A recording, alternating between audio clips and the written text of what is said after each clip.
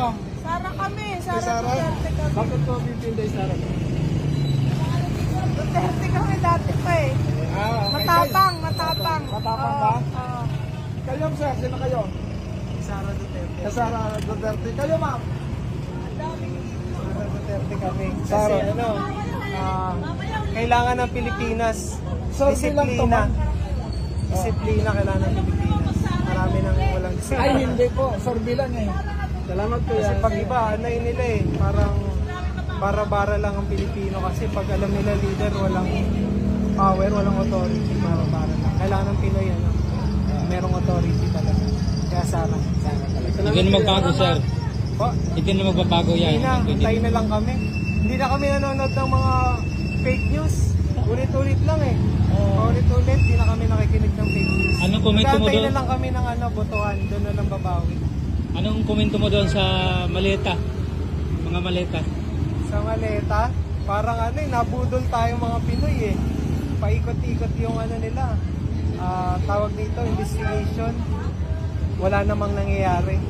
Parang ano na, kontrolado yung ano, kontrolado yung result. Wala kahit full of evidence. Yung nag-akusa, yun ang kinukulong.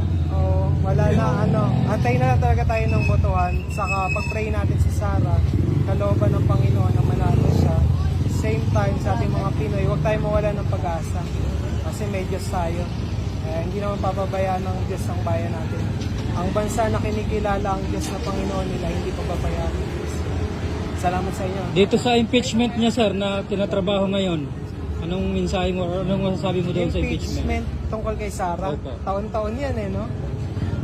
Lagi siyang ini-impeach actually. Saka, alam nyo, kapag lalong inaaway na, alam mo, mga Pinoy ngayon matatalino na eh. Hindi na nakikinig sa ganyang mga ano. The more na inaatake yung isang politiko na alam na may napatunayan na, mahirap na sirain kahit anong impeachment. Actually, kahit matalo siya sa impeachment eh. Pag ang Pinoy nagkaisa, magiging presidente pa rin. Evidence fabricated. Oo, fabricated yan. Kita naman. Result, pati yung ano nila, audit nila, yung tinatawag na 125 million ba yun? Eh, sa audit, pasok naman siya eh.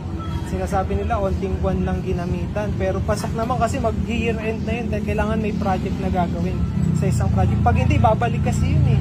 Magsasara kasi yun. Pag hindi mo na Oo, ibabalik kasi yun. Kaya, Pag hindi na-obligate yung budget, babalik sa kaya hindi yun napatunayan. Pero ginagamit nila kasi wala silang mapatunayan. tama. Sige sir, salamat ha. Sara Thank you, sir. tayo para sa Pilipino.